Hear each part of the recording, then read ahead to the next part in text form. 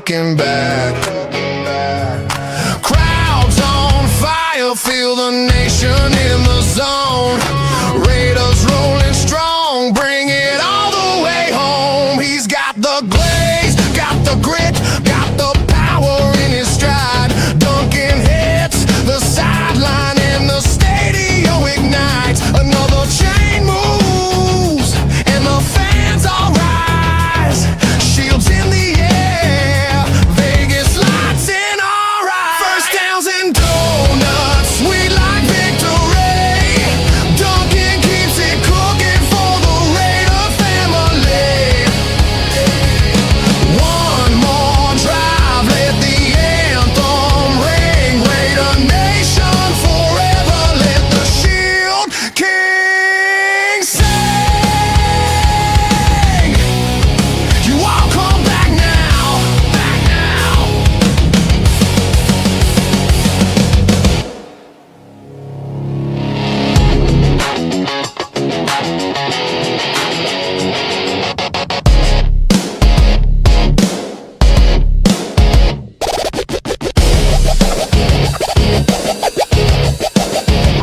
Back now.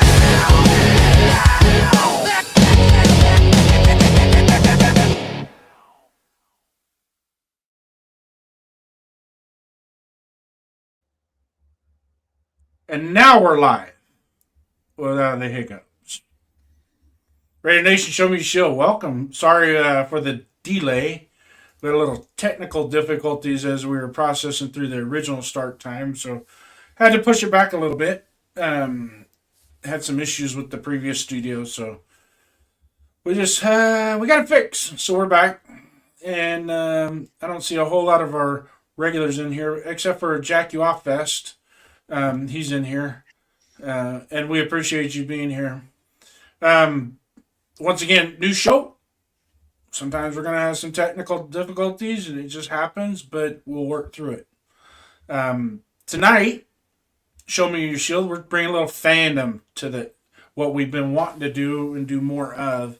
The previous show, obviously, you saw we had Darth Raider, we have Darkside OB, and we'll bring more and more people on. But this guy, I've known for a while in the chats. He's a dedicated chatster and several content creators' pages. And he's a loyal, die-hard Raider fan. And it's actually, for me, it's an honor to have him on this show.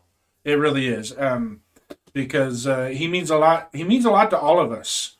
But I don't think anybody's ever really told him that.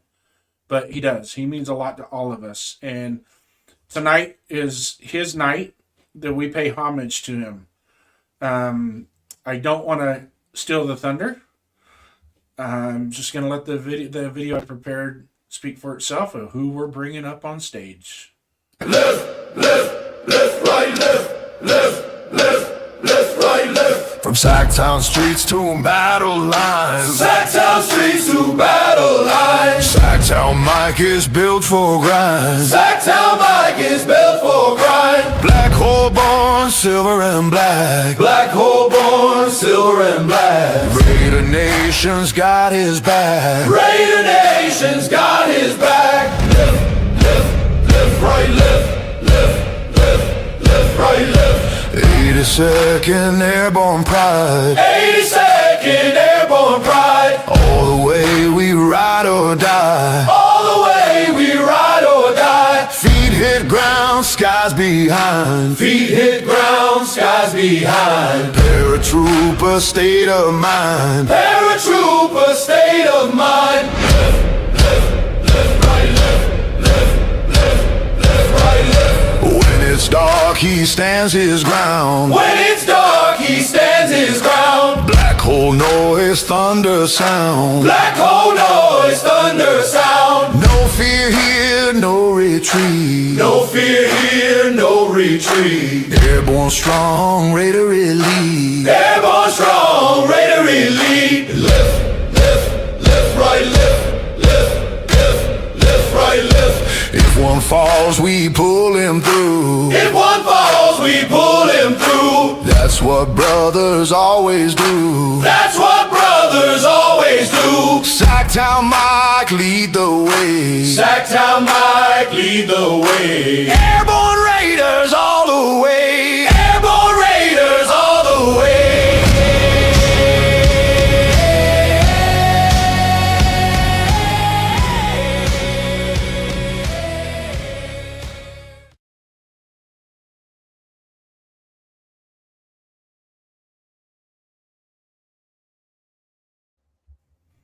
And so there you have it, ladies and gentlemen, Raider Nation. Tonight we got a real one, Mike. Known across the black hole as Sactown Raider Mike. Before we dive into any more, without further ado, on stage with us, in the middle, Sactown Raider Mike. Tell us a little bit about yourself, my friend. First of all, wow, wow, that was, thank you. That was effing impressive, man. I got my little napkin here, man, tearing up a little bit. Now that was way cool, man. I really appreciate all the work you put into that. From But me, yeah, from me, 805, DSR Death Star with Dustin, Yerp, Navman, 401 Raider Jeff, Captain Rackham, from all of us to you, we appreciate you. And you mean just that much to us. wow, man, I'm gonna choke up here. I swear to God, stop it. Okay, thank you. Man, I really appreciate it, man. Yeah, it's just something I love doing, man. yep, It's yep. just something I love. I love. I love. I was born a Raider fan. I will die Mm, a Raider fan.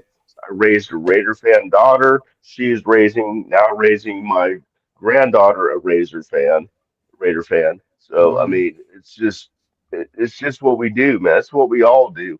But mm. wow, that, I'm really impressed with the work you put into that, man.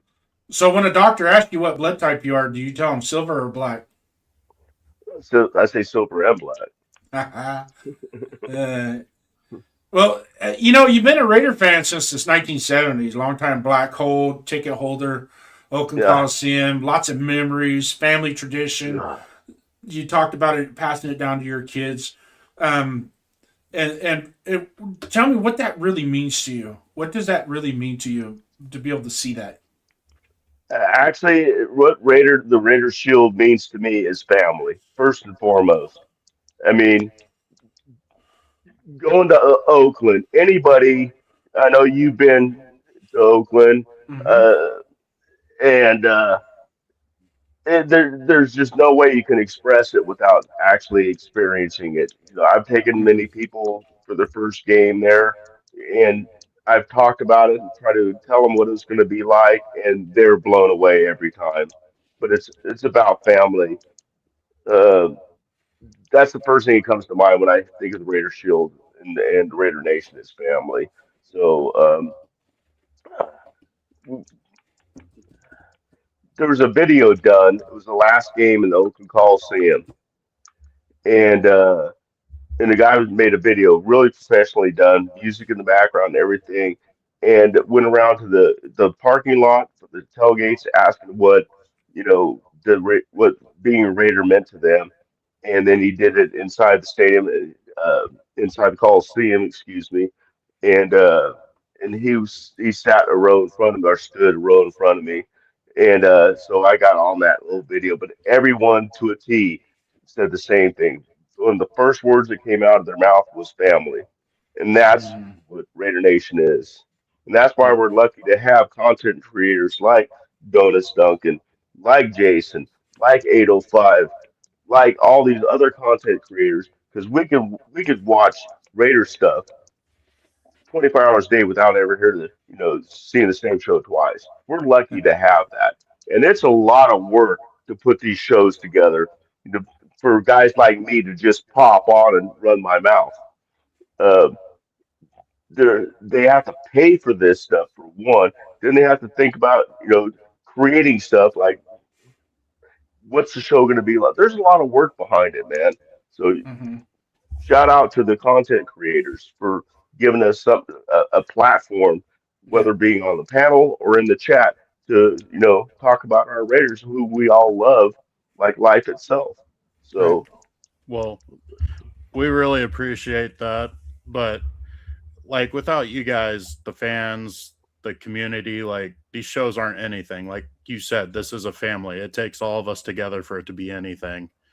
And this show is about you, and we want to kind of bring out some of your experiences. And you being a black hole member, can you paint a picture for us fans that haven't been in the black hole what it's like? it's it's not like what a lot of people think. A lot of people think there's nothing but fights down there. A bunch of no, because the people that stood down there um, we all knew each other. They watched my daughter. My daughter went to her first Raider game in the black hole on row four, right by Gorilla Rilla, when she was 4 years old. Lincoln Kennedy. I was standing before the game. It was 2003. It was Lincoln Kennedy's last year as a player for the Raiders, and I was standing down front talking to Gorilla and his wife, his lovely wife, was girlfriend at the time, and I felt a tug on me because I had my daughter on my hip in her Raiderette cheerleader outfit that my mom made for her, and I felt a tug. I turned around, it's Lincoln Kennedy. He goes, "I just wanted to give your daughter a hug," in uniform for the game, Mm-hmm. and gave her a hug. He wraps her up like this, couldn't see her anymore, and hands her back to me. And it's moments like that. It's moments like, watch Cisco, the guy stood in front of me for all 17 years. He, I watched his kids grow up. He watched Kalia grow up. That's my daughter. And the guy standing next to me, I watched his kids grew up. And the games that he couldn't make it because he was a firefighter, so he couldn't make all the games. And his teenage daughters would come out, and he would always tell me, I need you to keep an eye on my daughters for me. I'm like, no problem. That's what we did down there. The When my daughter was young, the girls that sat behind me, does your daughter need to go to the bath? They'd take her to the bathroom, because it's hard for a father with a daughter because there's an entrance and exit to these things. You can come out either way, so it's hard to watch that. You get nervous. Well, I did. I'm overprotective, but I didn't have to worry about that because they took care of it for me. And then she'd Yeah. come back with a pretzel or a pizza or soda, and they'd buy her stuff. That's Yeah. the way it was. It was all we all knew each other. We all cared about each other. I still keep in constant communication with a lot of people from the black hole and a ton of people from the tailgating. Yeah. But the black hole is just it's just like when you get there and you look around, it's like you see so many familiar faces. But yeah, every week there's going to be a couple people that couldn't make the game, so you see some new faces. But it's just comfortable. You feel like you're at home. Yeah. It's amazing, and anybody there would have my back no matter what, and that went to everybody, and you just felt comfortable. People told me, well, how can you take a 4-year-old girl to a Raiders game and go in the black hole? Well, I got like about 60,000 people here that will kill anybody that tries to touch my daughter. So Yeah, I I don't think feel I feel very comfortable. we had a way of policing ourselves in that. Now, just for context, for the guests, section 106, the black hole where you were sitting, my season Hmm. tickets were in 206, which I was right above you. So I know from personal experience, and I've been down. I went down in the black hole a couple times, like Hmm. pregame and whatnot, to kind of see what it's like, Yeah, yeah. And it it it was lively, but it wasn't. It was nothing to be ashamed of. There's no there was no. It wasn't like a, I guess you would say, out of control bunch of stupidity or anything like that. It was real hardcore fans that they knew they had a job. Now, getting into that, the atmosphere, loud, hostile, intimidating, brotherhood of fans, whether it was win or lose, never quiet. how did the opponents feel when you guys were on your A game down there? Dude, I got a few stories about how he harassed some people. My favorite harassment story, one of the players, it was Aaron Rodgers.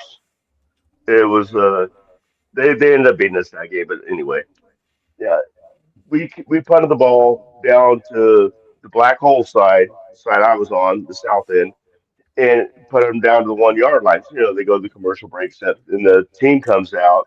The Green Bay Packers came out, but Aaron Rodgers is on the sideline.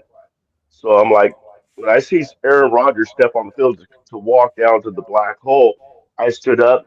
I knew the usher, the security guy. I said, "Angel, move over. I got something to say to Aaron." So he moves over. So I went up right up. So I'm like right on the field, like 20 feet from me. I'm all, Rodgers, hey Rodgers, double check this.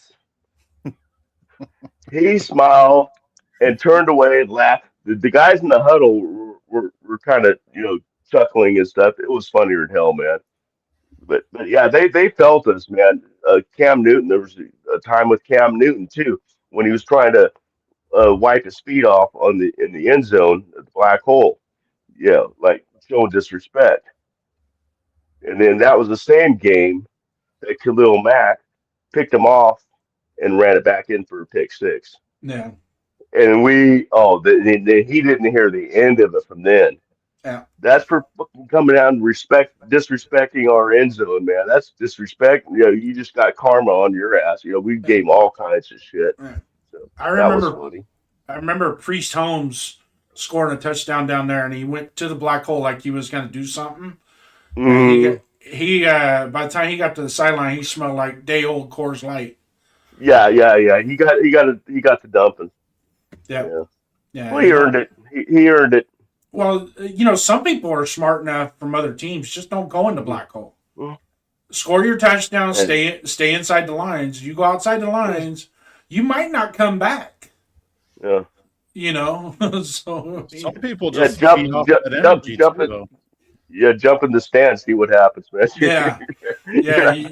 not- You'll be looking for federal help at that point. So But then again, Jason, a lot of players and a lot of coaches. Herm Edwards was one of them. Jerry Jones came down into the black hole. There was just a ton of people, mhm. and we did nothing wrong to them. Hey, how you doing? Man, it's cool.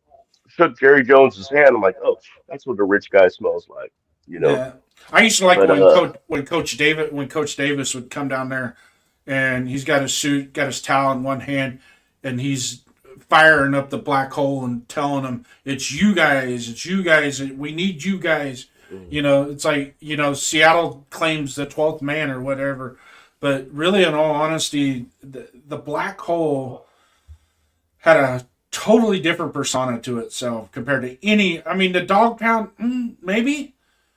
But really, in honesty, that black hole was unique, and it will never be duplicated. That's what sucks. Is it's yeah, never going to be duplicated what it was like back then. yeah. Yeah. Well, that Before we get on to our next questions for you, Mike, let's acknowledge the chat. And chat, if you got any questions for Sactown Raider Mike, throw them up. We'll ask them to him. But salute to Jack. What's up, Raider Nation? Jack's always the first in chat, and we appreciate you. I'm not bueno. Show me your shield. Salute, buddy. Bradley Schmidt calling out his friend that I'm not going to say. good one. 41 Raider Jeff, salute. Always appreciate Hey, you, Jeff. man. Frank Weber, the stud. Beer baptism. Absolutely. Yeah, beer baptism. But yeah, no, it's just awesome hearing from fans, like all their different stories. Like there's just so many stories out there that is just really could sit around a campfire for 24 hours and just keep on going and never get tired of it. Easy. I could do 24 hours easy talking about the experiences. Yeah, and most Like, I definitely. mean, with Jason sitting, knowing what's going on, sitting in it, I don't know. You guys sat down every once in a while up there. I think I know you guys were up most time. You probably see my stupid ass turn around a bunch of times doing this stuff. Yeah. Well, And there was times up in the second deck we would get on your guys' ass to get your shit going too. Because it was like, hey, you guys down there, come on, let's go. You guys are closer to the field. Get this stuff going. yeah, it Yeah. started happening. There was a period there where it's like going, come on. I was doing the same thing to the people in the black hole, but it's Yeah. like, it's, yeah, I wasn't That was happy about when that that time was happened. So I know when you're talking about. Yeah. that was the Jamarcus Russell era. The, Hmm. that was the Jamarcus Russell era. There was not a whole lot of fun, I guess you can say, in that time span. Wasn't Yeah. until we got Hugh Jackson. When Hugh Jackson had that team, they were cooked. That team was cooking with Hmm. Michael Bush and Darren McFadden and Jason Campbell and Jacoby Ford and Denarius Moore. They were cooking. They were putting some points up on the board, like, you know. And it wasn't until Jason Campbell broke his collarbone that it went, shit, here we go again. Yeah. Salute Rosetown. Welcome Salute to the Rosetown. show. Thanks, brother. Frank Weber has a question for Uncle Sack. Who had the best barbecue in the lot pregame? Oh, son of a bitch. Health Kitchen. I will. Well, yeah, Hell's Kitchen. But for Hell's Kitchen, definitely that was like in between C and D lot. There, that's where Hell's Kitchen was. But there was this guy. I mean, for the first few years I was there, that would I swear to God roast a pig on a barbecue spit out Oh, yeah. there, a full pig with an apple in his mouth, and they'd sit there and turn the thing the whole. I think it was probably pretty cooked to an extent, but it was just really Mm-hmm. cool. But I think we had a pretty damn. We had like we rolled in like 7 cars deep, so we set up and but there's no way to say who had the best barbecue. Everybody's barbecue, and the thing about it, anybody can come up and eat. If you didn't have no food, you wrote it Yeah. on bark or something like that. You got fed. You got Yeah. drunk. Your kids The got sh- sodas. yeah. You got water, whatever. You Whatever did you not. needed. You never went into the game hungry. No, no. They're like, oh no, we'll just buy some food inside. Oh no, no, no, No, no, no. no. You Do don't you eat want in the to spend stadium. $10 on a stale hot dog, or do you want to have some fresh barbecue just came off our No. grill? Yeah. Yeah. And then they Lamb. try to pay. Then they try to pay you. Well, let me give you $10 or $20 or something. No, no, no. That's not how it works here. Well, what was cool about Hell's Kitchen is they never asked you for money, but they had a Right, right. It was jar only donations. That's all donation. donations. I Yep. went there one time. I had a $20 bill and I dropped it in there. I had Hmm. 2 plates, heaping plates of food. They were like, "No, Hmm. you're getting food. You're getting Hmm. they. You know what I mean?" It was like, and then the people that didn't donate, they'd get a scoop of beans, Hmm. maybe some macaroni salad, couple pieces of tri-tip or brisket, and then Hmm. all right, enjoy. But if you went over there, you dropped a $20 tip in the tip jar. Whoo, you got hooked up galore, man. It was fun, and then the big screen TVs and the couches, and um, you're watching the morning games or you're tailgating, and it was just the ambiance in it, the smell, the All the music playing all around. Everybody's oh god, blasting yeah, their radios. It's just a humongous party. And if you yeah, forget something, hey man, I forgot something such as barbecue sauce. Anybody got some barbecue sauce they can yeah, loan me? Shit. yeah. Oh yeah, I got extra. Yeah, Don't there's need one time we forgot to get utensils, bring utensils to yeah, eat with. The lady, not a problem, right? Not a yo, problem, right? here, what do you guys need? Here, take it. Yep. That's the way it was. It was a family. Yep. It was a family, man. It was just like I took one guy there. He was a black guy, and so he's dealt with racism and stuff. And he came to a Raider game with me. We were in the tailgate.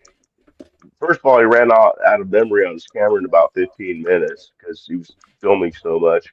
But we just leaned back against the tailgate of my truck, drinking a beer together, and he's looking around. And I'm like, "Oh, what do you think?" He goes, "What do I think? This is how the world should be."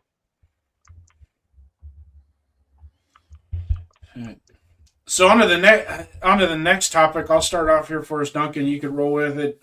Military to the Raider Nation. and we're gonna go back. I know you were born a Raider fan, but you also served our country in the United States Army as well. That is near and dear to your heart, and it is to us for what you did for us as well in the military. So, first and foremost, I thank you for your service. Yep. But you Appreciate know, it. you served as a veteran of the 82nd Airborne. Now, I don't know what it takes to jump out of a perfectly good airplane, but apparently you do. So we'll just leave the details in that to what however you want it. But how did the military life shape the way that you view Raider football? Um,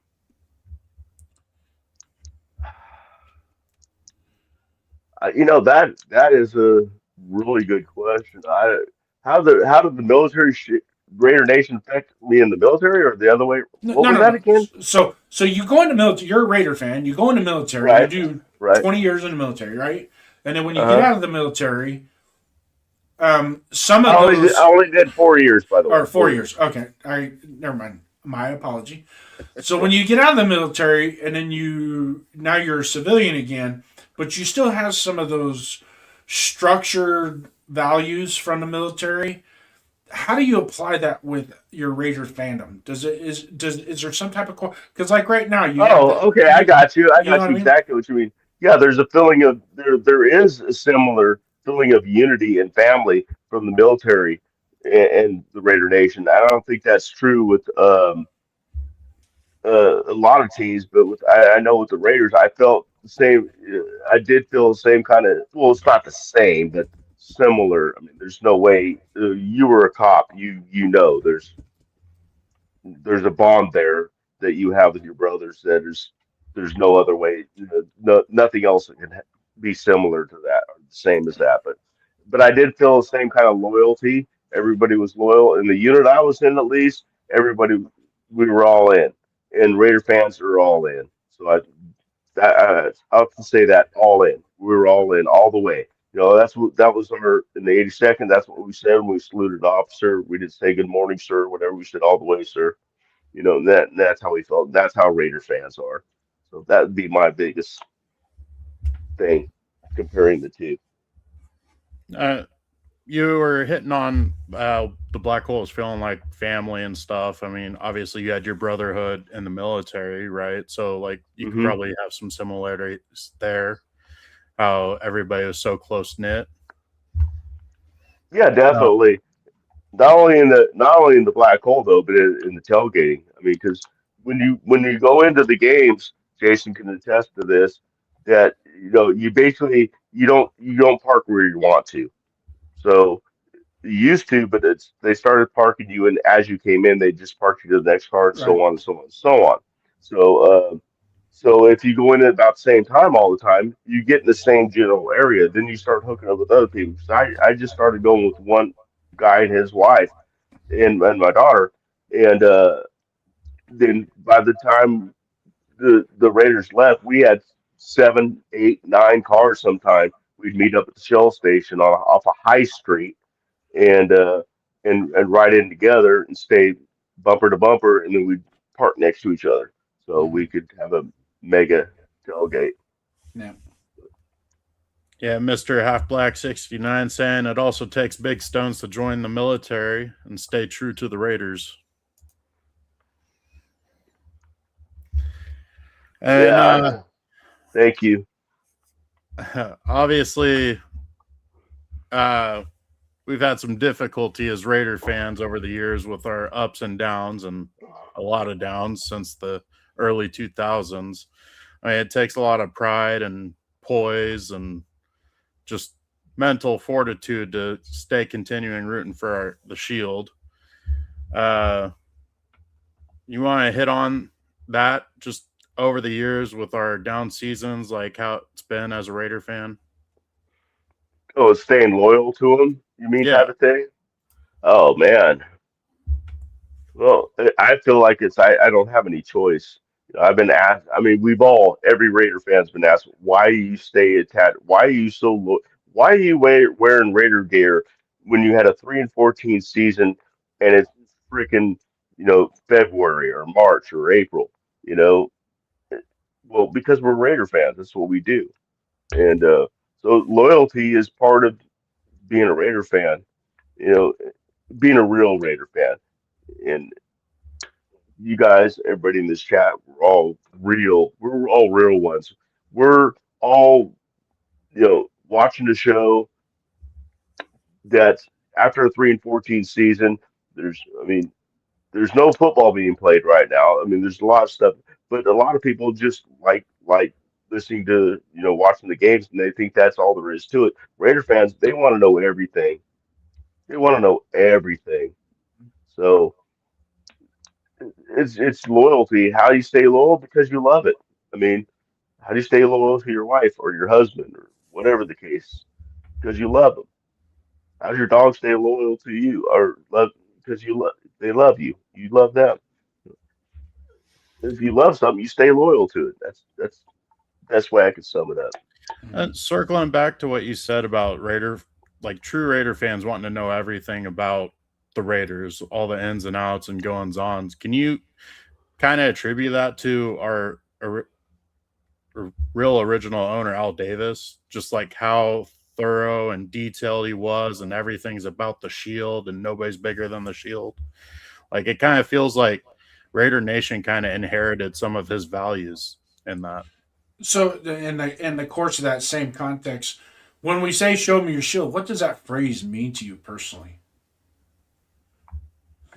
Okay, show me your shield means I would think that means show me your feeling about the Raiders. The shield is, the shield. I can't describe the shield, man. I've heard a lot of people describe it, but in my own words, I I just the shield. Show me your shield means show me your fandom. Show me how much you love this team. Show me, not even so much your knowledge, but just how much do you love the team and what you what it would take to. Well, there's nothing it would take you to make what makes you stay a Raider fan because you're loyal to them. Because so show me your shield. Show me what you think about the team. I guess is what I could say. As far as Al Davis, I'm going to say absolutely. I hope that his dedication is rubbed off on us. I mean, he was a great man, and to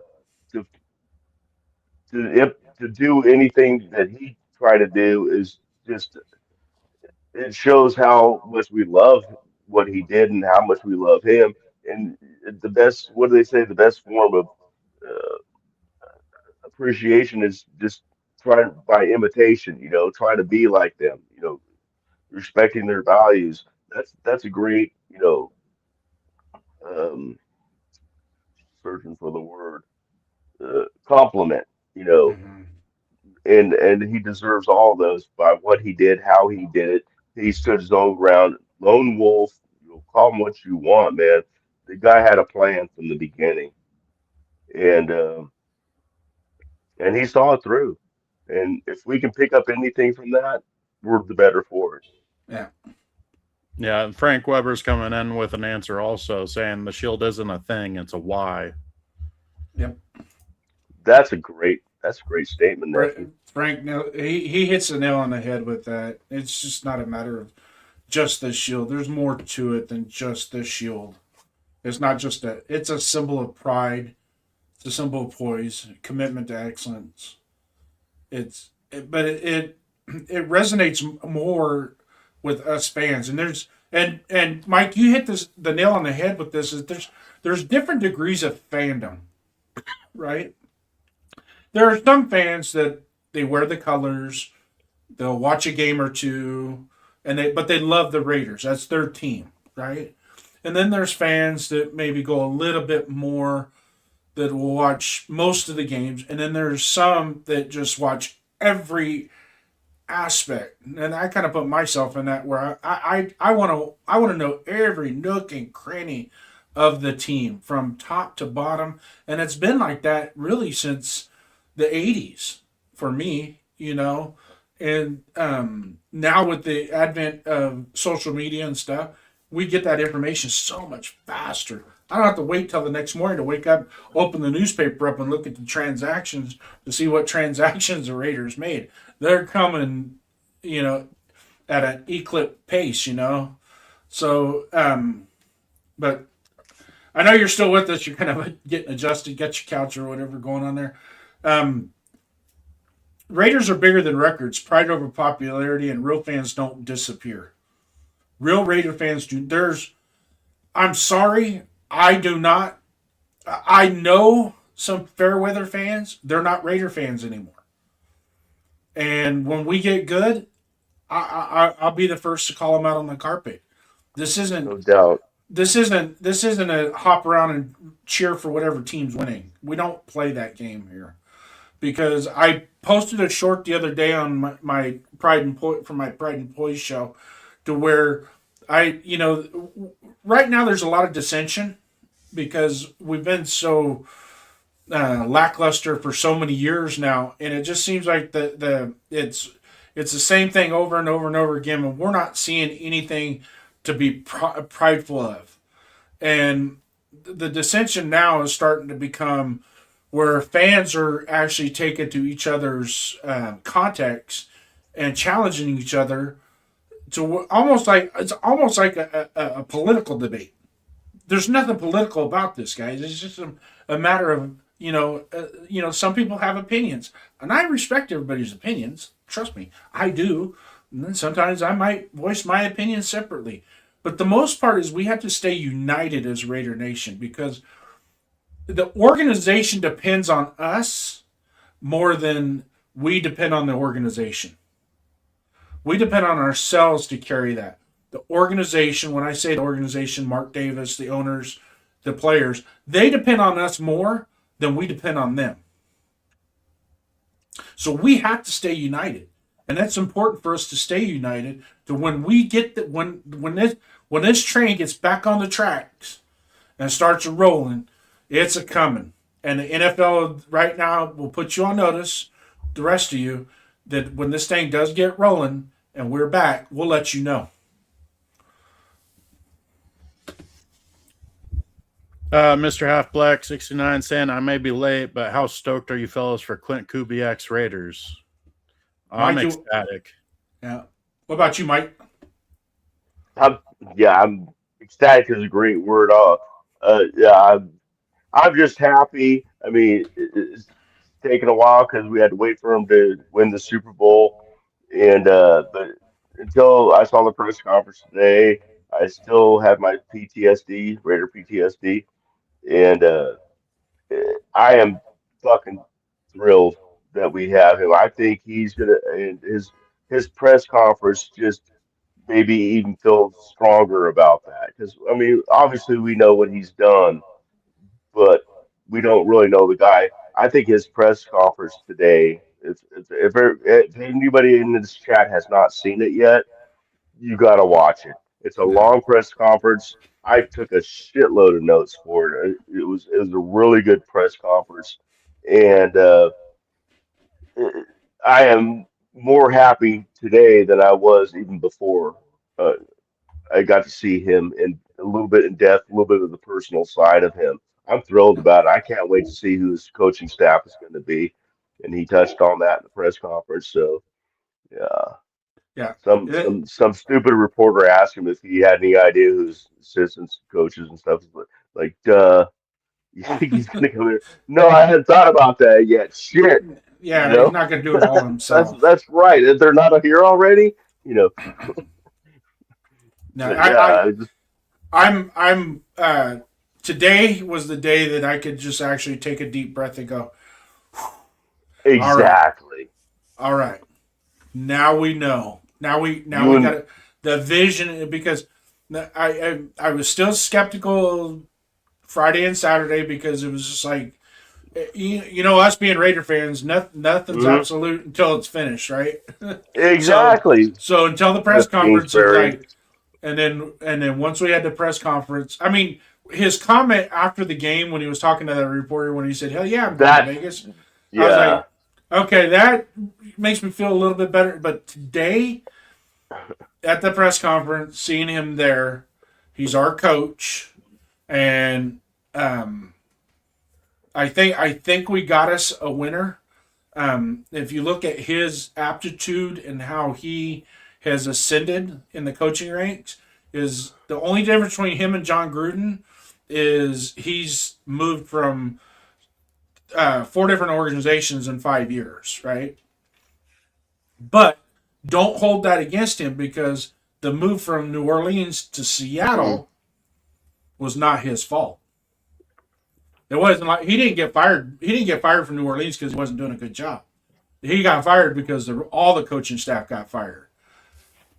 And I think New Orleans right now is deeply regretting letting that guy walk out the door. I really, if that's one mistake that any organization made was letting that guy walk out the door because he had, if Derek Carr doesn't get hurt, that offense was probably going to break some records. Yeah. They were going to break some records.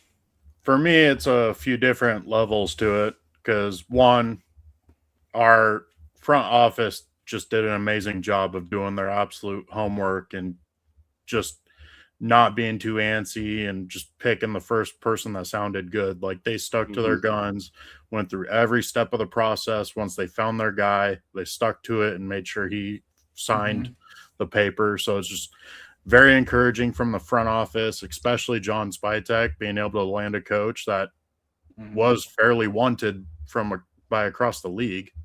So like that's just awesome. And then also Clint Kubiak has me really excited for the first time for a head coach that we've hired really since Lane Kiffin. Yeah. Like I haven't been this excited for a head coach since Lane Kiffin. Yeah. So like it's just an awesome feeling, and like now that he's actually in the door, signed and everything, like now I can let the optimism creep in and then begin the regular cycle of the off-season Raiders fan. The hopium's cranking up. Worst rinse and repeat, man. Yeah. Hopefully we won't have to repeat it after next year. We'll just say, okay, we know now. We know we're going. I don't expect a lot of wins, but man, we just know okay, the team looks better. Because I mean, we all suffered through a lot of 2-14 back then seasons. A couple of them when I had season tickets, and but they didn't look as bad as they did last year. I mean, let's face it. So I just want to see, the look of improvement.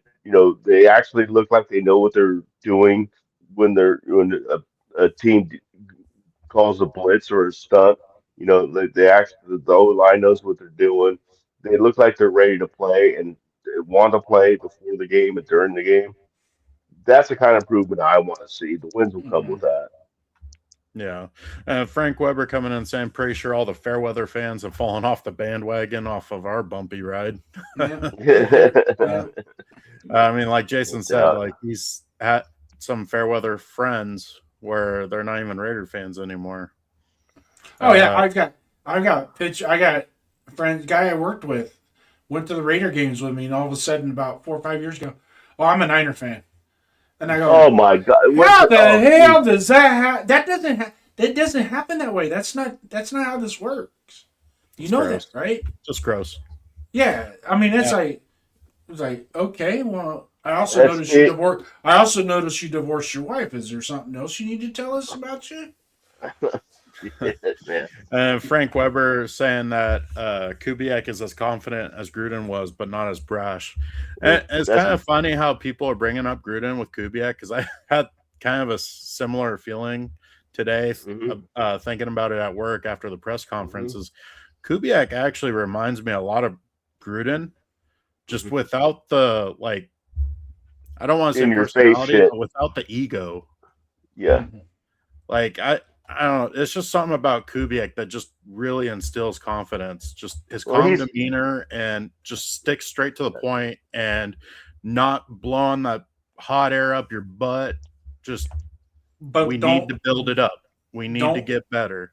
Don't let it just add on to it. Like I was listening to JT the Brick show, and JT was telling Kubiak, it must feel really nice for you and your family to finally feel like you can settle down now with your 5-year contract. And Kubiak's like, well, we know nothing's permanent in the NFL and we have to earn it every year.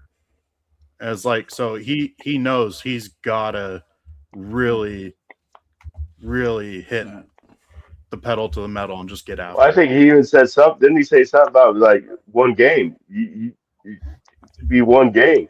If they don't like what they see, you just never know. Yeah. Yeah. But this is where we're going to have to practice patience, Raider Nation. Is Yes. it comes a point in time we got to tamper it down a little bit, let the Hmm. man do his work, and when we go into the next season, and we'll be able to tell if things are going to be changing by the second or third game.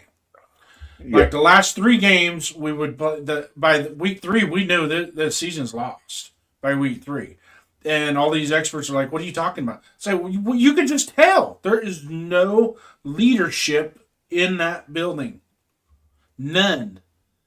And now we have a guy that is a leader as a coach that is going to lead. No knock on Pete Carroll, he had his day, but I think he squeezed all the juice out of that lemon before he came to us as a coach. So there was nothing left for him to coach on. And besides that, he made some real critical mistakes. But that's in the past. I'm hoping to forget that last 3 years with what we have now. Now I'm going to go back a little bit on the Kubiak because there was something that popped in my head while you guys were talking.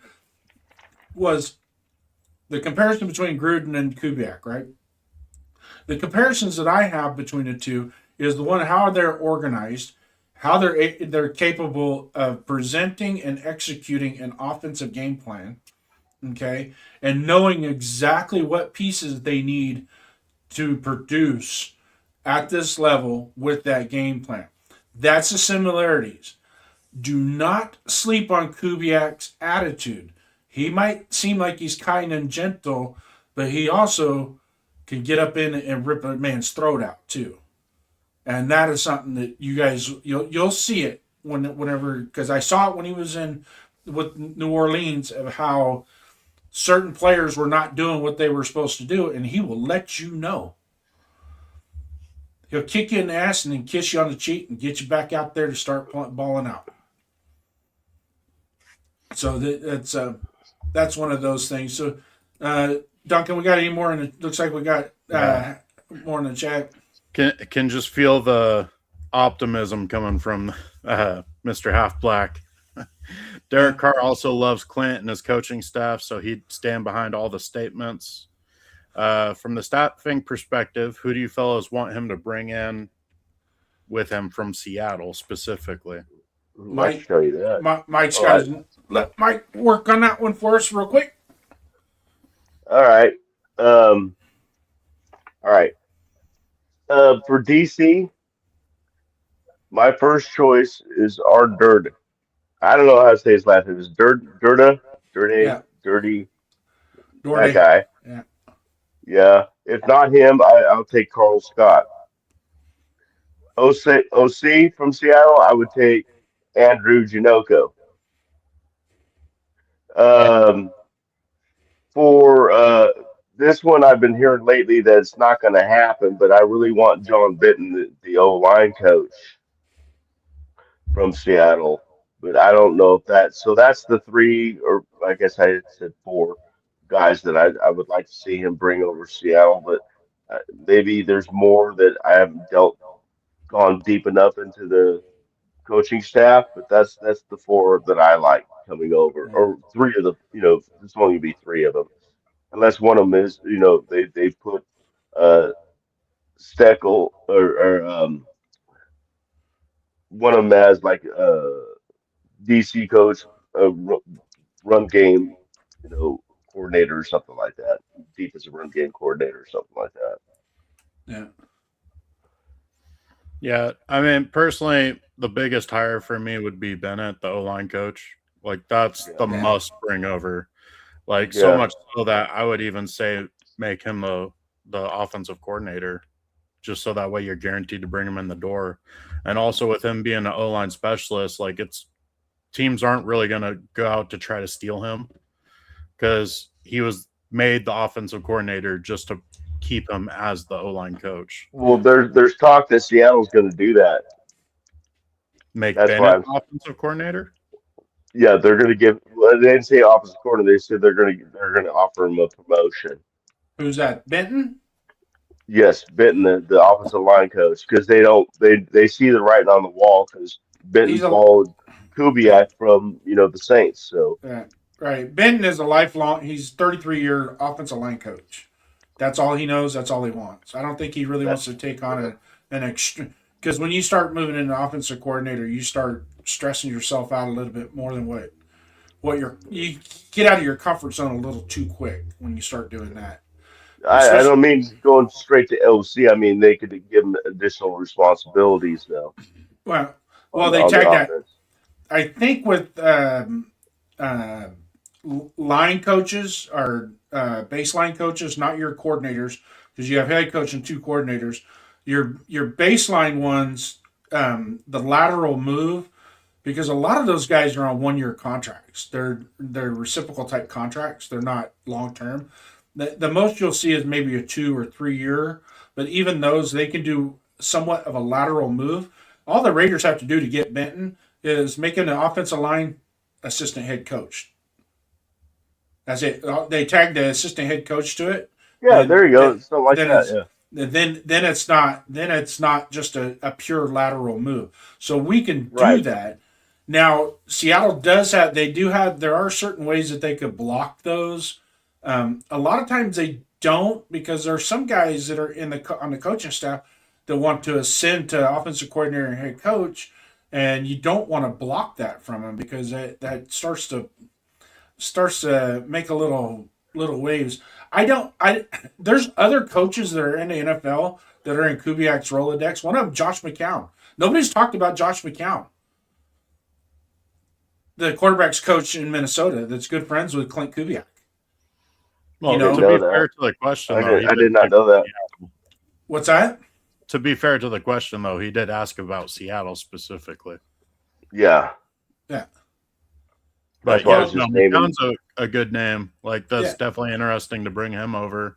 I I, But I understand that, but you think outside the box for just a second. That we might not. That we're going to probably be a little limited on what he's going to be able to bring from Seattle. He can't just grab a bunch of coaches and throw them on an airplane and send them to Vegas without Seattle having some input in that. Oh well, yeah, he So you can send some some of them. I mean, some big ass thugs out there. Yeah, just bring it yeah. back. And then there's Justin Alton is the assistant offensive line coach, but he's also their run game coordinator for their offense. So that's another, and he's young. He's real young. So that might be one. Who? But What was his name again? Justin Alton, Outten. Oh, wow. No, yeah, Jim Justin. Yeah, Yeah. Yeah. oh, So that's another name. That's another name maybe we might bring over as an yeah, offensive line coach. yeah, But I can tell you yeah. this, and you guys have hit on this very well. But I'm just going to throw a suplex into this whole thing. We all know in Raider Nation, everybody that's out there. I know there's only 4 people watching, but more people are going to watch the show later on, anyways. But I'm going to tell you this, and this is the way I'm going to put it. There are 5 clowns that have made our team look like a circus, and that's the offensive line. So we need somebody to come in here and take control of those clowns, and then that right there in and of itself is going to fix a huge amount of our problems. I'd say at least 40% of our losses are attributed, if not, actually, I'd say 80% of our losses are attributed to our offensive line. And just bringing in a reputable, qualified offensive line coach will fix that. And then we can start to go up and start to be relevant again. Exactly. But I we're gonna agree have to add it. We're 1000%. gonna have to add a couple pieces. There's no doubt about that. We're gonna have to add a couple pieces, and don't be afraid. Don't be afraid to make a late term trade to another team because there's teams out there that got backups that can start on our team right now and be effective. yeah, and then getting back to what you said earlier, Jason, about us Raider fans, we really need to learn patience because we're gonna need to give Kubiak time. Mm-hmm. Minimum 2 years. Just don't have an opinion on him. Like, Yeah. try to pick out the details. Are you starting to Yeah. see some sort of organization Yep. Mhm. on the team? Are you starting to Yeah. see some sort of spark, like something that might be able to build into something for the future? Like, we cannot after 3 games or halfway point or after the first season, we cannot label Kubiak a success or a failure. I mean, unless he gets to the Super Bowl, but that's not happening. And we can't do that if we drop that number 1 quarterback too, because Yeah. it's gonna happen. It's gonna. I told you he was trash. He was trash. I told you he was trash. Because I'm gonna tell you right now, I thought Bryce Young was a failure. No, I thought he was a bust. He wasn't a bust this year, was he? But everybody loved C.J. Stroud. C.J. Stroud was the next coming of Jesus Christ. Until he pulled his Geno Smith imitation in the playoffs. I'm just saying. It just you know what you got to take everything. I myself want to trust the process. I want to trust the scouting, the evaluations, and then let the chips fall where they may. Right? Yeah. Am I pro Mendoza? Hell yeah, I'm pro Mendoza because I just love watching him play. After the Illinois game, when they went in and they beat the dog shit at Illinois, and then that Penn State game, he was horrible in that Penn State game until the very end. And I was like, that right there is a mark of a champion, what he just did. And it just kept going. I mean, it just kept going. It was like, it wasn't, it's not like, we're not looking at the second coming of John Elway or Dan Marino by any means, but it's just like that whole pedigree that was built and how he did it. And I really, truly think the coaching that we're going to have, because we all can agree, it don't matter who you freaking draft as a quarterback, they ain't going to be worth a hill of beans unless you got a coach that can get the best out of them. Tom Brady is not Tom Brady without Bill Belichick. Okay? I'm telling you that right now. Joe Montana is not Joe Montana without Bill Walsh. John Elway is not John Elway without Mike Shanahan. Brett Favre is not Brett Favre without Mike Holmgren. Okay? Am I starting to No doubt about it. Am I starting to... Rich Gannon is not Rich Gannon without John Gruden. I would say Peyton Manning is Peyton Manning without Adam Gase. No. Peyton Manning had Tony Dungy as his mentor. Right. Well, I mean, because there's more. I'm talking beyond the X's and O's. It's about what are you doing in the huddle? Why is my center and you? Why are you guys arguing? I want to know. Debrief it. Let's talk about it. Let's work through it. Why are these situations happening? When Tom Brady always had a meeting every week with Bill Belichick. They had a 2-hour meeting every week that it was exclusive. And they didn't and it was a very minimal game plan, but more so of what are we doing to get better? What is it going to take for us to get better? Well, yeah, no, I can't agree with you with that.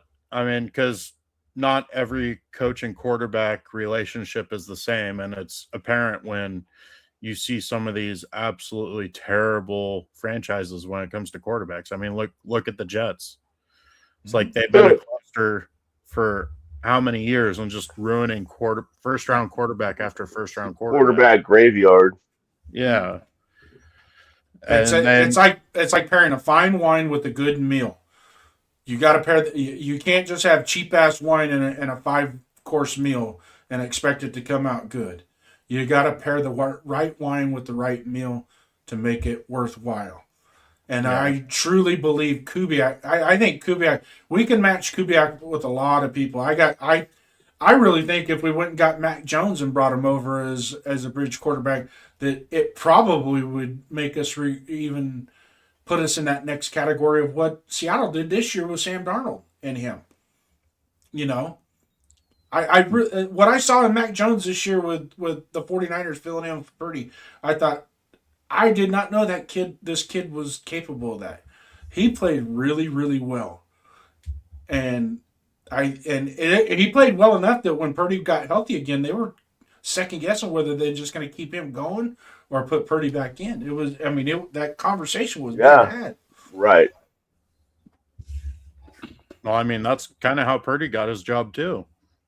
His injury happened, Purdy stepped up, looked Mm-hmm. good, and he kept the position. So Tom Brady got his job. I was just gonna say that. Drew Bledsoe doesn't get hurt. Tom Brady never. Yeah, That never happens. Yeah. That it's never a whole happens. different universe. And if we would have won the Tuck Rule game, Tom Brady would have been back to being a backup the next year. Right, right. That's the thing. That oh god. Okay. Yeah. Well, Mm. the way I see it is we have 4 years to see if this whole thing is going to work. You have Mendoza guaranteed for 4 years. I mean, yeah, you have the 5th-year option, but really it's guaranteed 4 years because you can option in or out of that 5th year. Spytek's on 4 years left of his contract, and then you got Kubiak on on 5 years. So really, we got 4 years to figure out if this is going to work, and we need to give them that time because we really need to stop just churning through coaches because that does not help our organization at all. I gotta take a piss. I'll be right back. I can still Okay. hear you guys. All right. Well, we'll wait for the next course of employment here. Let's run through the chat Mr. earlier. Half Black bringing up O-line coaches make about $300,000 ish a year, so a jump to OC would be a great raise for John Benton. But I think Kubiak would be likely to give that job to Andrew Janoko, which I'm in agreement. Janoko is probably the front runner to be our offensive coordinator, and he's come out and said that he wants to stay with Kubiak. So even if he is offered Seattle's offensive coordinator job, He can take ours. It looks like he's going to be taking ours. Yeah. So really the biggest question is, are we going to be able to snatch Benton? And Seattle can straight up say no to that. But if Janoko is not taking Seattle's offensive coordinator job, obviously they're bringing somebody else in to take that position. So are they going to want to keep Benton at that point because it's no longer somebody in their staff? So I think there is a good chance we're going to be able to bring over a majority of the Seattle guys that Kubiak wants. So while we're waiting for Mike, we kind of covered. We're already in current Raiders outlook. We skipped over the Oakland to Vegas. Hey, Mike, real quick, we got you on.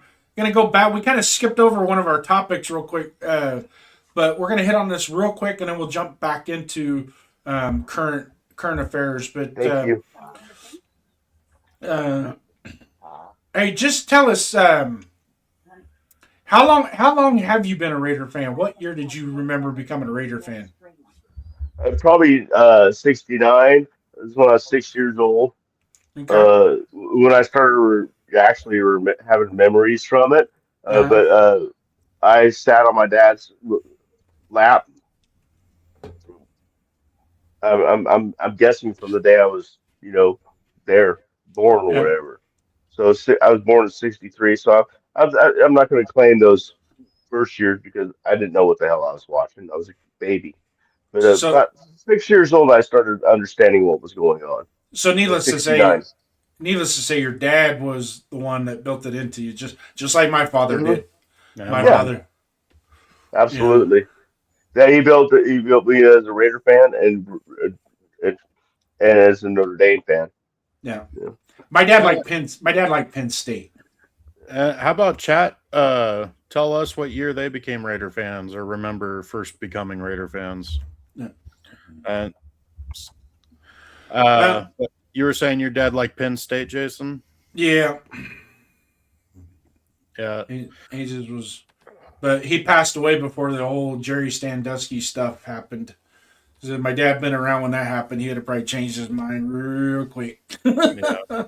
No, my family's Oregon State fans. My uncle ended up going there and he played tackle for him for a couple of years. So we just stuck with the Beavers and we've been Oregon State fans since. Yeah, I don't have an allegiance to college football. A lot of times I mean, if I was to say an actual, it would probably be Notre Dame because in my high school years, Notre Dame was either Notre Dame or Oklahoma.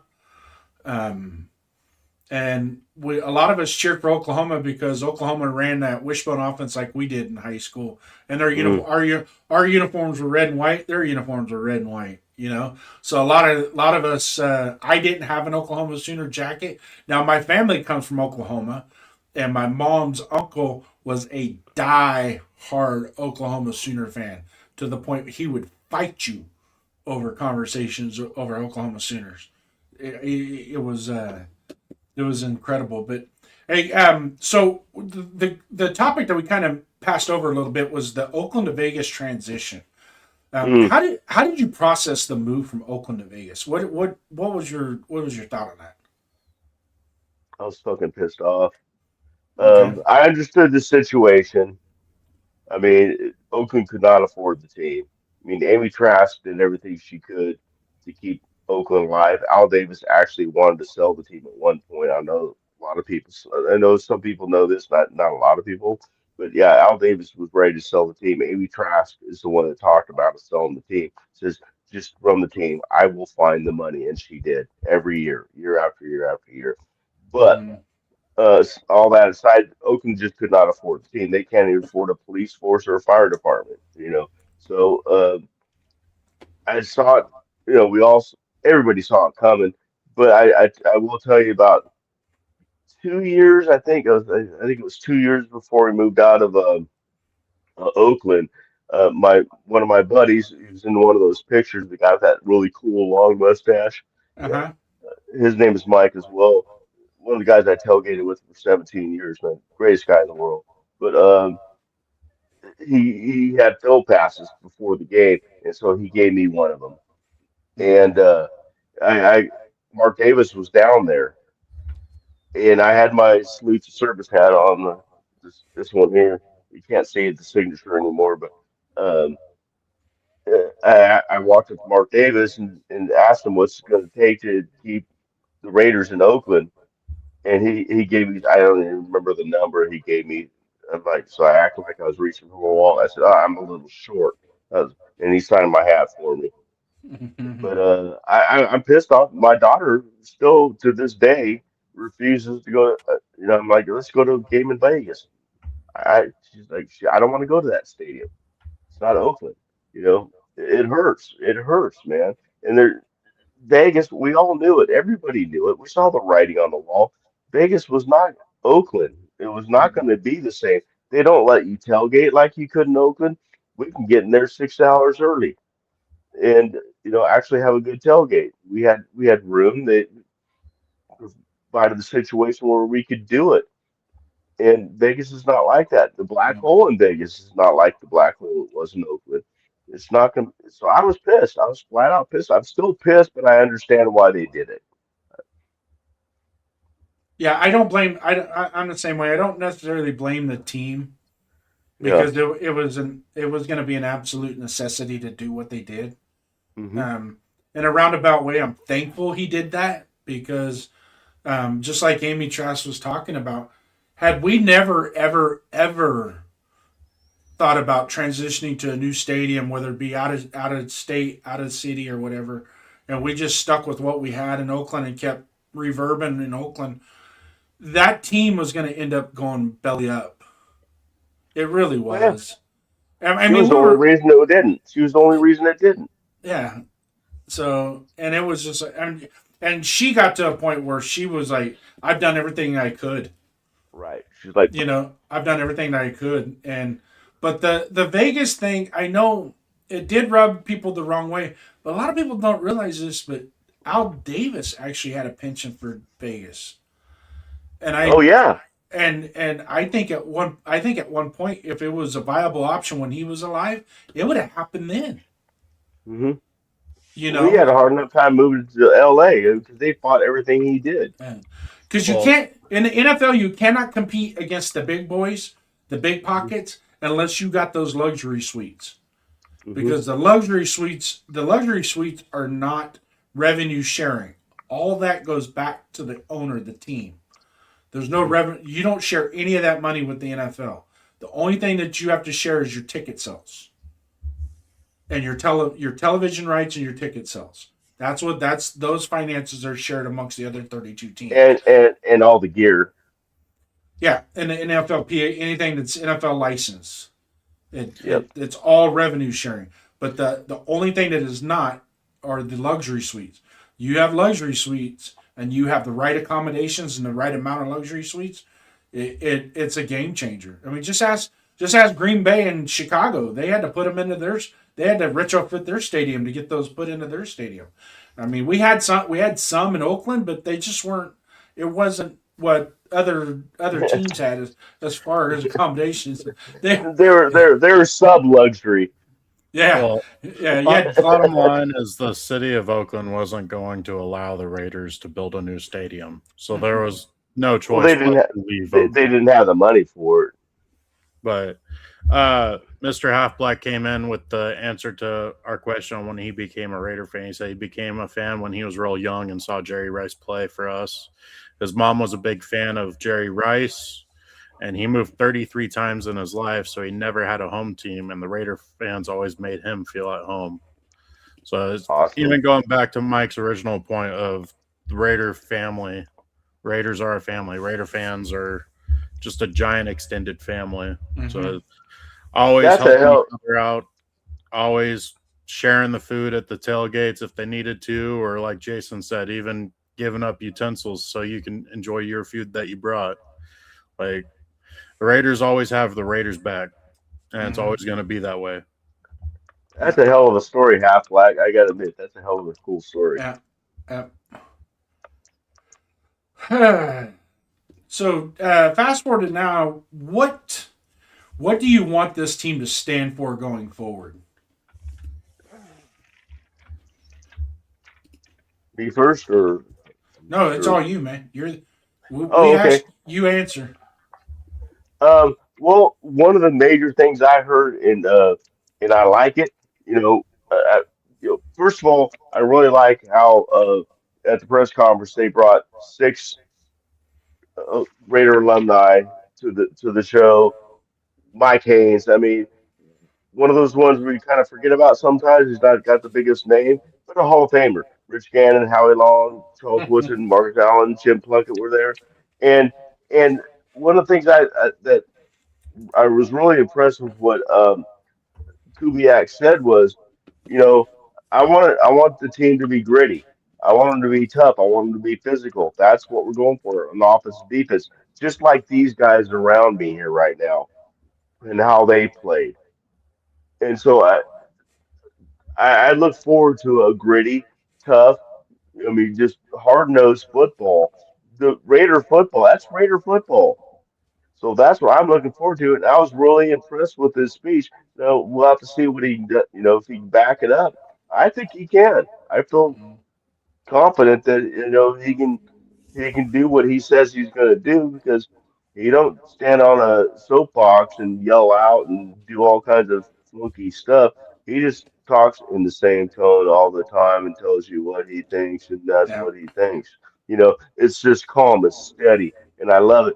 And I love that. I think it's going to be a gritty football team, a gritty, tough, bust you in the mouth football team. We're going to run the ball up your fucking ass until you can't take it no more. And then guess what we're gonna do? We're gonna play action pass and throw it over your head. You know. So and that's what I see the future of this Raiders team going to be. The defense is going to be attacking, not passive like it's been in the last blitz like every 15 years. Just and running stunts and, and movement on the formations before the snap on the offense. I see all this stuff coming up. That's what not to where me, you, Jason, you, Duncan, can call every play before the ball snapped. Yeah. That's what I see our futures being. Because I mean, he schemes shit up, and the thing he does is he schemes shit up by running a play in a certain formation to set up a play maybe 2 quarters later. You know, and do the same formation. Oh no, they're not doing that again. You know, so I look forward to that kind of stuff. Creativity. Yeah. No, that okay. I know it went on and on. No, you're good. Oh, that was awesome. A lot of the things, A lot of the expectations that you're saying is, I think everybody in Raider Nation is anticipating, and it's the only score to this whole thing is when you watch a press conference. We've had introductory press conferences 5 times in the last 6 years, and so now it's like you sit there and you go, okay, we're gonna do this, we're gonna do that, we're gonna, and it's like, okay, to be quite honest with you, can you duplicate what you just did in Seattle? And if the answer is yes, then it's like, all right, here's a whistle, here's the clipboard. What do you want me to do as a fan? Let's get this because we got to be a part of it as well, right? We got to do our part.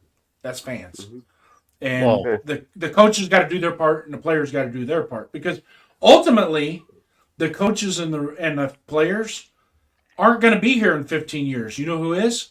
We are. Yep. We're still gonna be Raider fans in 15 years. And Well, so he addressed that in his speech too. Instead of like Pete Carroll begging for people to come in so they can get better, he said we have to earn Raider Nation's trust. He said that specifically, yeah, and I was impressed. If we want them to come out and spend money on these, we didn't say that. He said if we want their butts in the seats, we have to put a product on the field that's worth them coming out for. yeah. And that it's just what it was just like one thing after another. I have more notes on that press conference than I've ever taken before because what he kept saying was just it impressed me, man. So and he knows no you get the team then you get the fans. You don't get the fans then you get the team. It's the other way around, you know. Yeah. And he But gets that. but they know Raider Nation. We're already here. yeah. It's just you got to make it. You got to make it that much better. Right, You right. got to you got And to I make it love that that much better. approach. I love You got that to make approach. it down. We're gonna do our part. We're gonna go to New England and put butts in the seats in New England. We're gonna put butts in the seats in San Francisco and Seattle. There's gonna be an entourage of Raider fans that are gonna travel and go to other stadiums. But by golly, our stadium needs to be our stadium. I don't want to see a bunch of yellow towels waving around in Mm, our stadium. I'm tired of that. hmm So, um, you got anything else, Duncan, as far as current state of affairs? I think the pieces we're slowly going to piece together a lot more as we go along through the off season. Um, I don't want to put the cart before the horse any more than what we already have. Yeah. So it's kind of like let the dust settle on what we got with the coach.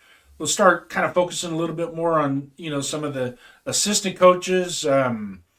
I don't. I one of the things that I really like about Clint Kubiak, and it was my choice was either him or Chris Shula, is because they have what's called a Rolodex. They actually have. hmm They already have the contact. So when he got the whistle today, that Rolodex was flipping, and these contacts that he has throughout the NFL, he's going to be able to put a top-notch staff together that is going to make us reputable. He helped build Seattle's staff of what they have right now.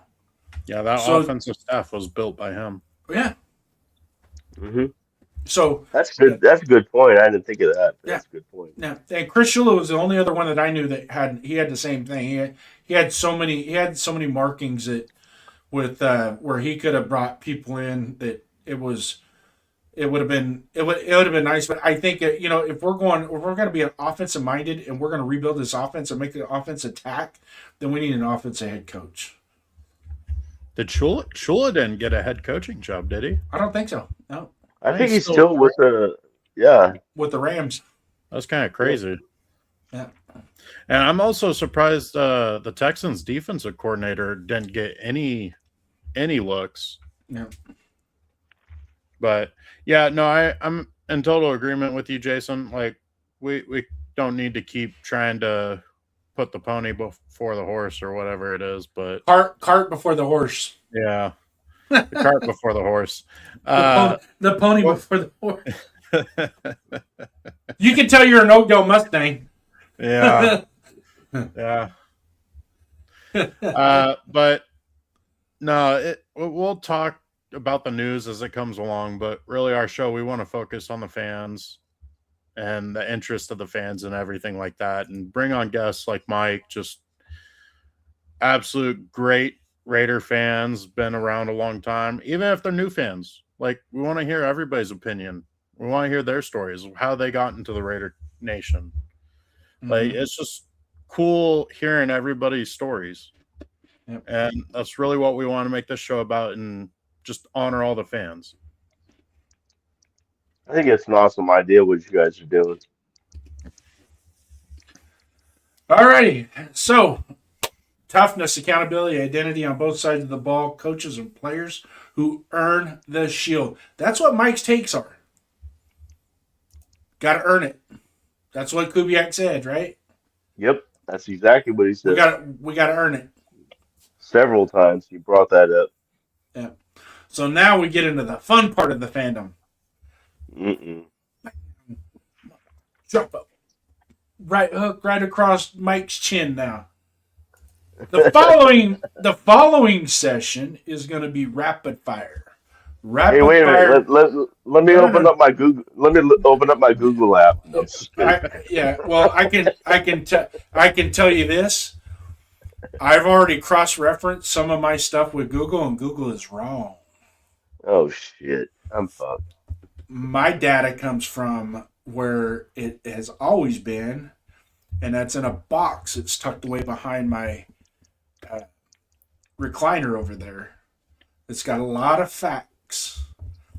And I'll give you an example. What college did Greg Beekert go to? That was my first jersey. I mean, wasn't it Colorado State? Okay, Colorado. He was a Buffalo. Colorado. Okay, I knew it was Colorado. Yeah. He went to Colorado. But if you do Chat GTP Google, they say he went to Washington State. Oh shit. What?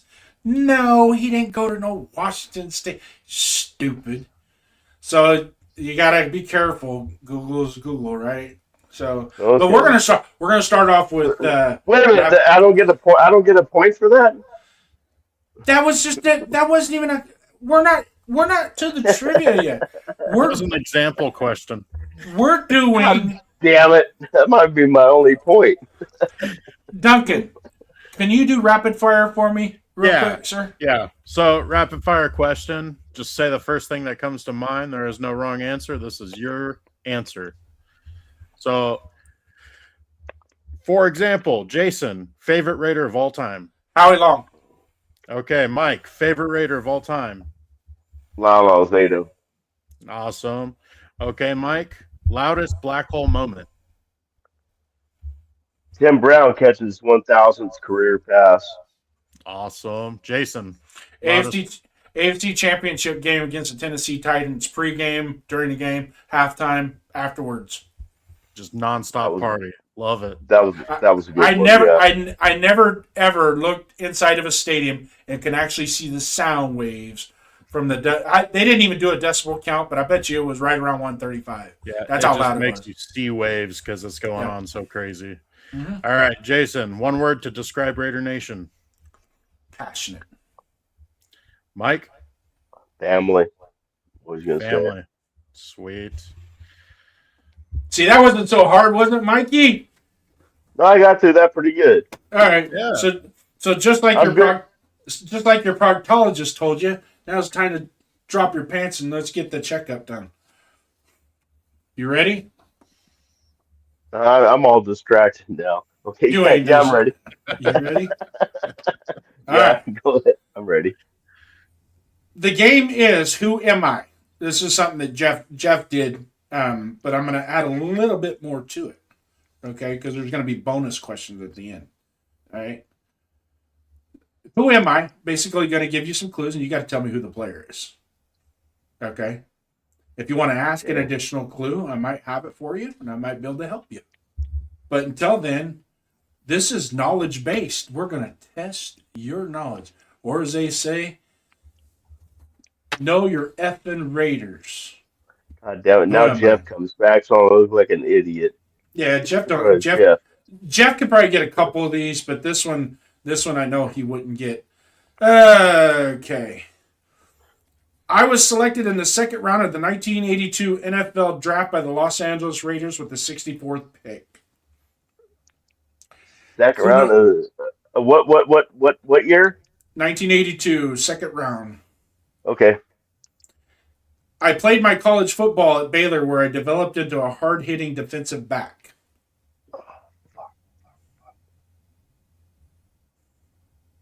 Did this player wear stickum?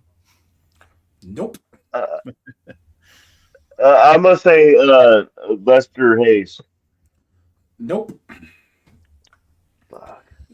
Clue number 4. Oh, 84. That was too late for you. Okay, my bad. All right, let's go clue number 3. I spent the majority of my career patrolling the secondary as a safety, becoming known for my instincts and ball hawking ability. Keyword is patrolling. Soul Patrol.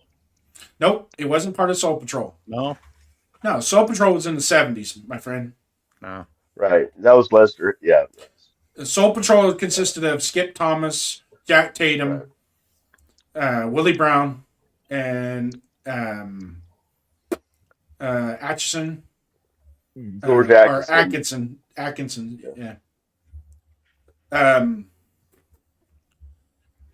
So what was it? What was the I spent the majority of my career patrolling the secondary as a safety, becoming known for my instincts and ball hawking ability.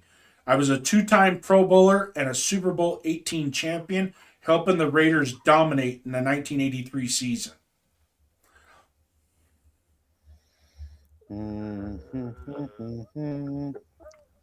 Wasn't Namdi, was it? No, it was later than that. Come on, man. I'm sorry. Yeah, I'm just. Jeff got it. You know what? He probably Googled it. No, yeah, because he said Lester, and it was like, really? Come on.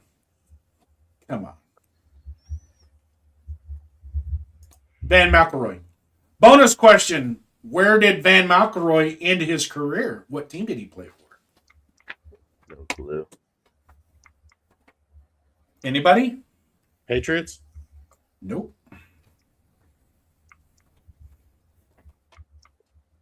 He followed a certain person to Seattle.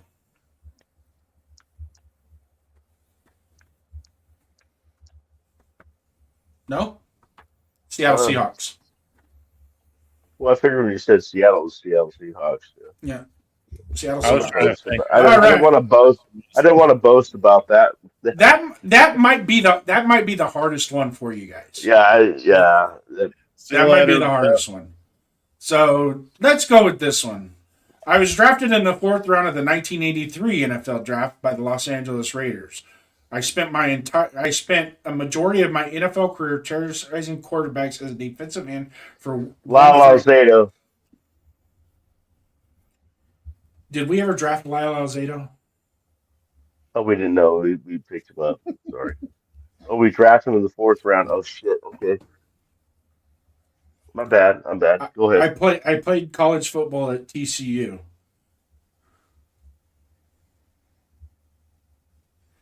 I am the all-time sack leader of the Raiders with one. Greg Townsend, 93. Bonus question: what team did he end his career with?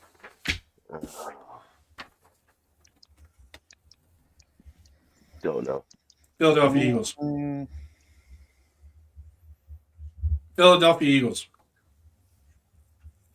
All right, this one should be easy.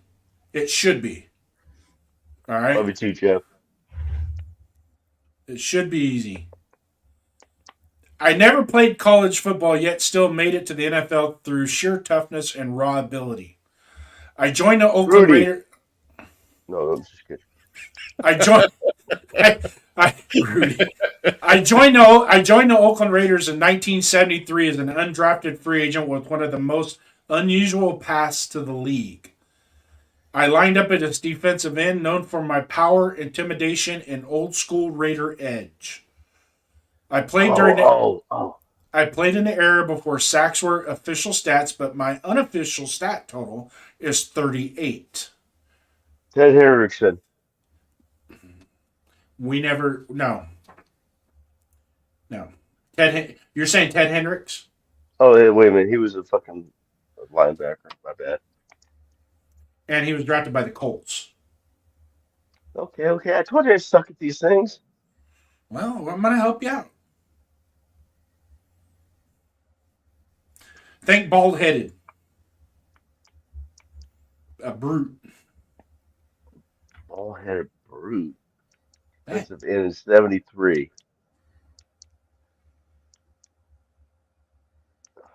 73? He signed with them in 73, and he played for them all the way up until 1980. I don't know, man. All right, Otis Sistrunk. I'm getting quick test right. Otis Sistrunk. Oh Jesus Christ! The Now ball this thing should definitely tip me off. Okay, so this one has a series of clues, but I'm going to start off with clue number 3, right? After my playing career, I transitioned to the sidelines in 1972 as an offensive assistant and became known for my calm leadership and football IQ. Art Shell? Nope. I was That originally... was good. That was a good guess, though. Let's see. Here it is. I later played for the Cincinnati Bengals in 1968 and the Kansas City Chiefs briefly in winning a Super Bowl with the Kansas City Chiefs. I was originally signed by the Oakland Raiders in 1960, becoming the franchise's first starting quarterback. Daryl Monica. Flores? Did Daryl Monica ever coach for us? Shut up. Is it Flores?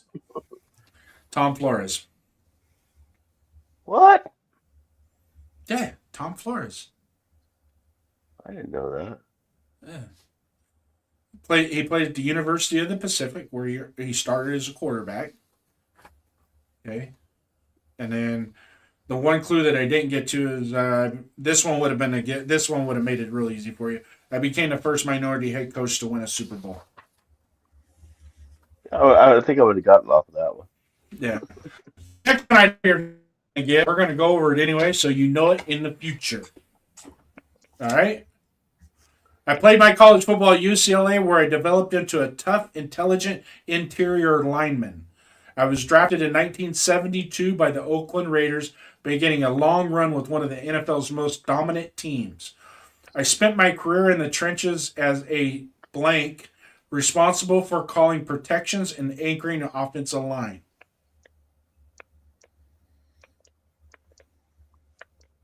Yeah, I'm just drawing blanks, man. I'm sorry.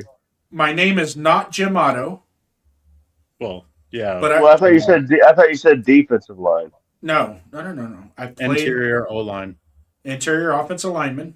Oh, My name is not Jim Otto. I snapped the ball to legends like Kenny Stabler and Jim Plunkett, helping power an offense known for both grit and swagger. Dalby. Dave Dalby. that one I knew. I suck at these kind of things. I panic. Huh? Pressure. You put them in the pressure cooker. Hey, pop popcorn. Exactly.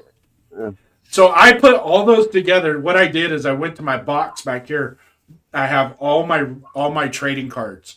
And if you take a Topps trading card and flip it over, they have all kinds of different facts on it. And then it'll have like their statistics, what year they were drafted, where they're from. And then they'll have like little innuendos of how they become, like Otis Sistrunk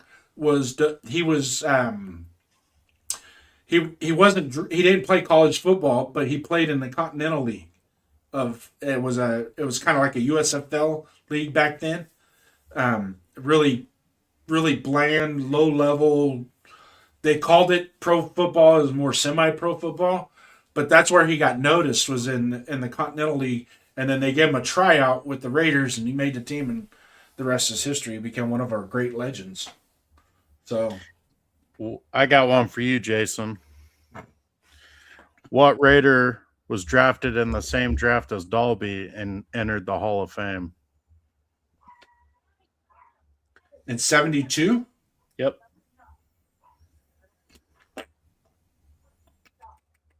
If I give you the position, you'll know it right away. All right, give me the position. Receiver. Cliff Cliff Branch. Branch. Yep. What college did he go to? I don't know. Colorado. Mm. Colorado. Hey, I got one. Woohoo! Yeah, well, What state was he from? What's that? What state was he from? I want to say he was from Texas. Yeah. Yeah, from City? Texas. Or town? Oh, Houston. Jesus Christ. Yep. I don't know his mother's name either. Yeah. Yeah.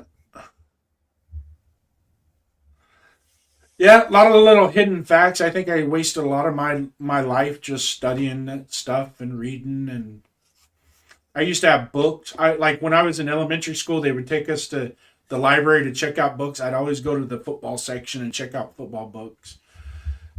I had a lunch pail. My mom was telling me about this the other day. She goes, I bought you this lunch pail that had, how many teams were on that lunch pail? I said, there were 28 teams on there. She goes, 28? Ain't there 32 teams in it? I go, Mom.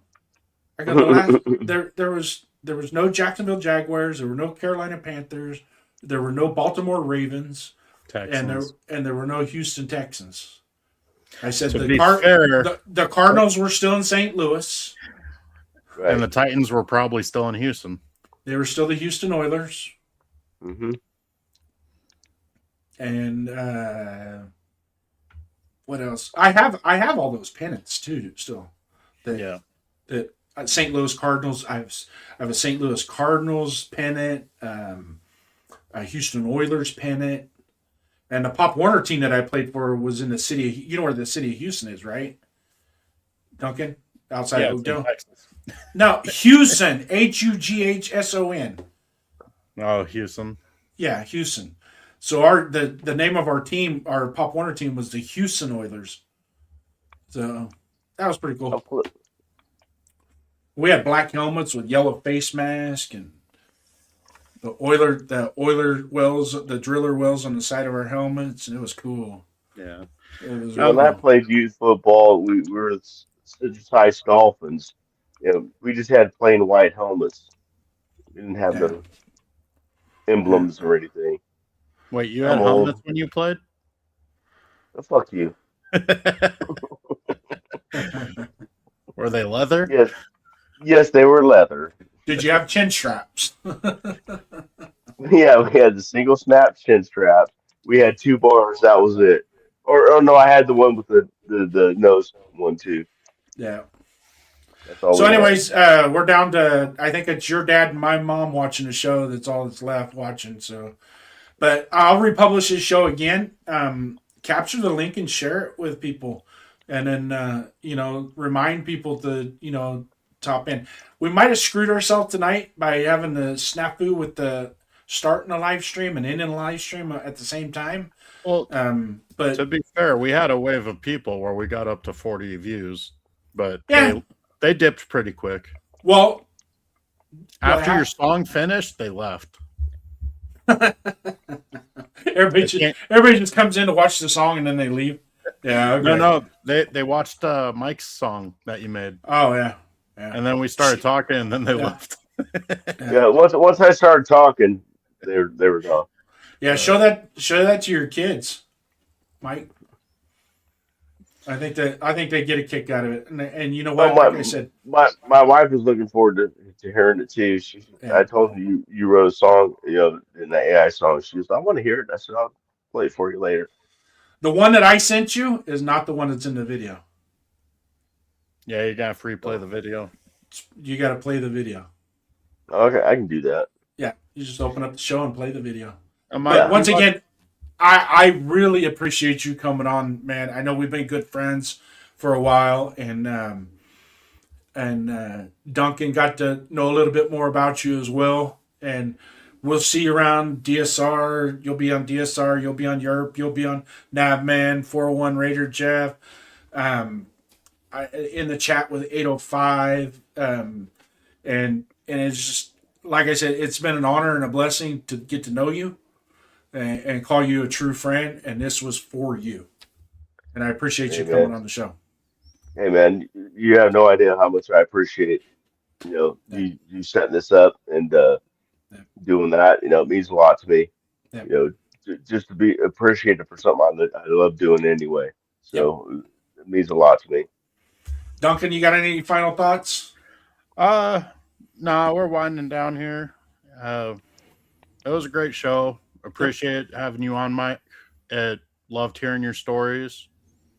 And yeah, I mean, we'll see you around in the chat and all the other YouTube videos. Yeah, stick around backstage with us, Mike, and then we'll wrap Okay. this up. Everybody at Raider Nation, show me your shield. Hit those likes, subscribes, ring that bell, man. Get those notifications. I know there's only 3 of you in here, but when we post this on YouTube and it goes out, if you like what you see, you get more. Because eventually what's going to happen is we're either going to say yes or no whether we do more, right? So we like to do this for the fans, and we'll get more fans on here and do the same thing. Have a little bit of fun with it, because it's off season. And if I was to tell you this, Mike, finish the sentence for me. Once a Raider, Always a Raider. have a good night. Salute. Cold open, counted out. Yeah, we heard the talk. Cold nights and long losses. Still we walk. Scoreboard hurt, but the heart stayed real. Still wear the black, still flash the shield. From Oakland roots to Vegas dust, pain in the season, but we still trust. They say it's over, I say move on, but